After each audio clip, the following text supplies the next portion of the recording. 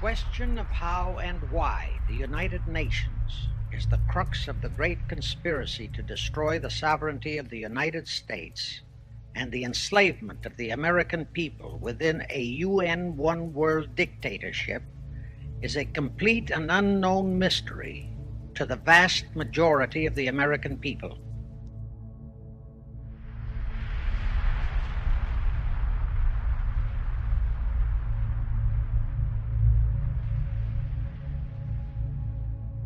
The reason for this unawareness of the frightening danger to our country and to the entire free world is simple.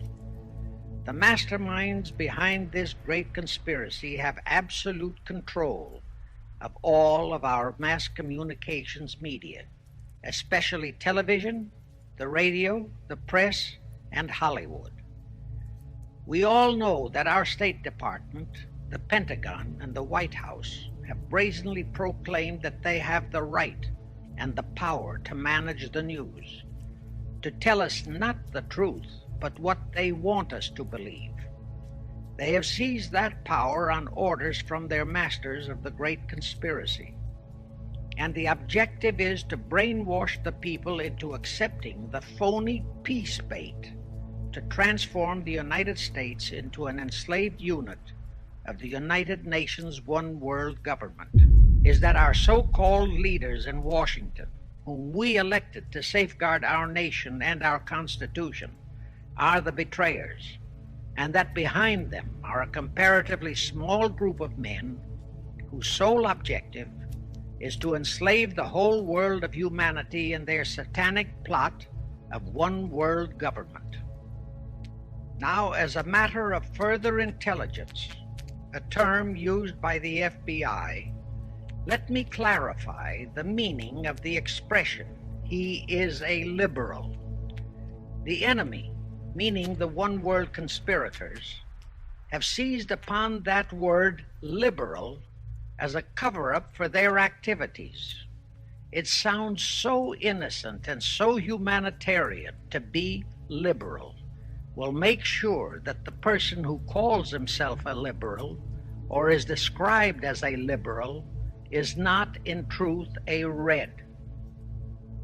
Now then, this satanic plot was launched back in the 1760s when it first came into existence under the name of the Illuminati. This Illuminati was organized by one Adam Weishaupt, born a Jew, who was converted to Catholicism and became a Catholic priest, and then, at the behest of the then newly organized House of Rothschild, defected and organized the Illuminati. Naturally, the Rothschilds financed that operation. And every war since then, beginning with the French Revolution, has been promoted by the Illuminati, operating under various names and guises. In the United States, they set up what they called the Council on Foreign Relations, commonly referred to as the CFR. And this CFR is actually the Illuminati in the United States. And its hierarchy, the masterminds in control of the CFR, to a very great extent, are the descendants of the original Illuminati conspirators. But to conceal that fact, most of them changed their original family names to American-sounding names. For example, the true name of the Dillons, Clarence and Douglas Dillon, once Secretary of the U.S. Treasury Department, is Lepowski. There is a similar establishment of the Illuminati in England, operating under the name of the British Institute of International Affairs. There are similar secret Illuminati organizations in France, Germany, and other nations, operating under different names. But at all times, the operations of these organizations were and are masterminded and controlled by the internationalist bankers, who in turn were and are controlled by the Rothschilds. Now, just why did the conspirators choose the word Illuminati for their satanic organization? Weishaupt himself said that the word is derived from Lucifer and means holders of the light, using the lie that his objective was to bring about a one-world government to enable those with mental ability to govern the world and prevent all wars in the future. In short, using the word peace on earth as his bait. Perhaps the most vital directive in Weishaupt's plan was to obtain absolute control of the press so that all news and information could be slanted, so that the masses could be convinced that a one-world government is the only solution to our many and varied problems. Now do you know who owns and controls our mass communications media? I'll tell you, practically all the movie lots in Hollywood is owned by the Lehmans, Kuhn Loeb and Company, Goldman Sachs, and other internationalist bankers. All the national radio and TV channels in the nation are owned and controlled by those same internationalist bankers. In 1834, the Italian revolutionary leader Giuseppe Mazzini was selected by the Illuminati to direct their revolutionary program throughout the world. Mazzini had enticed an American general named Albert Pike into the Illuminati. Pike was fascinated by the idea of a one-world government, and ultimately he became the head of this Luciferian conspiracy. Between 1859 and 1871, he, Pike, worked out a military blueprint for 3 world wars and various revolutions throughout the world, which he considered would forward the conspiracy to its final stage in the 20th century. Long before Marconi invented radio, the scientists in the Illuminati had found the means for Pike and the heads of his councils to communicate secretly. It was the discovery of that secret that enabled intelligence officers to understand how apparently unrelated incidents, one such as the assassination of an Austrian prince at Sarajevo, took place simultaneously throughout the world, which developed into a war or a revolution. Pike's plan was as simple as it has proved effective.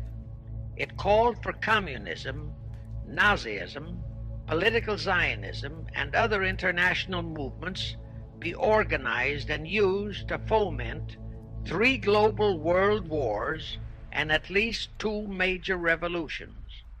World War III is to be fomented by using the so-called controversies the agents of the Illuminati, operating under whatever new name, are now stirring up between the political Zionists and the leaders of the Muslim world. That war is to be directed in such a manner that all of Islam and political Zionism, Israel, will destroy each other, while at the same time the remaining nations, once more divided on this issue, will be forced to fight themselves into a state of complete exhaustion, physically, mentally, spiritually, and economically. Now, can any thinking person doubt that the intrigue now going on in the Near, Middle, and Far East is designed to accomplish that satanic objective? Pike himself foretold all this in a statement he made to Mazzini on August 15, 1871. Pike stated that after World War III is ended, those who will inspire to undisputed world domination will provoke the greatest social cataclysm the world has ever known. Quoting his own words, taken from the letter he wrote to Mazzini, and which letter is now catalogued in the British Museum in London, England, he said, "We shall unleash the nihilists and the atheists, and we shall provoke a great social cataclysm which in all its horror will show clearly to all nations the effect of absolute atheism." the origin of savagery and of most bloody turmoil. Then everywhere, the people forced to defend themselves against the world minority of revolutionaries will exterminate those destroyers of civilization, and the multitudes disillusioned with Christianity, whose deistic spirits will be from that moment on without direction and leadership, and anxious for an ideal but without knowledge where to send its adoration, will receive the true light through the universal manifestation of the pure doctrine of Lucifer, brought finally out into public view, a manifestation which will result from a general reactionary movement which will follow the destruction of Christianity and atheism, both conquered and exterminated at the same time.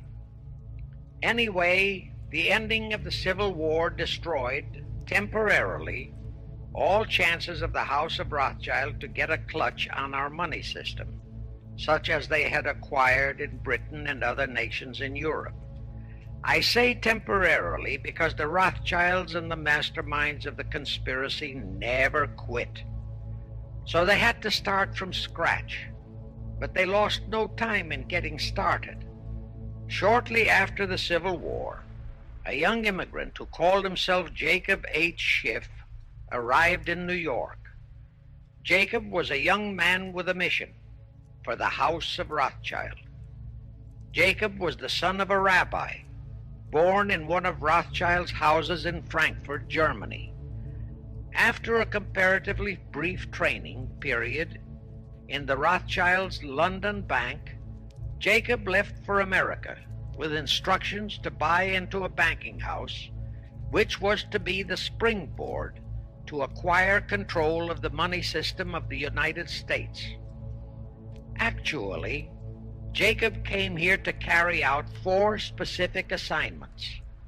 Number 1, and most important, was to acquire control of America's money system.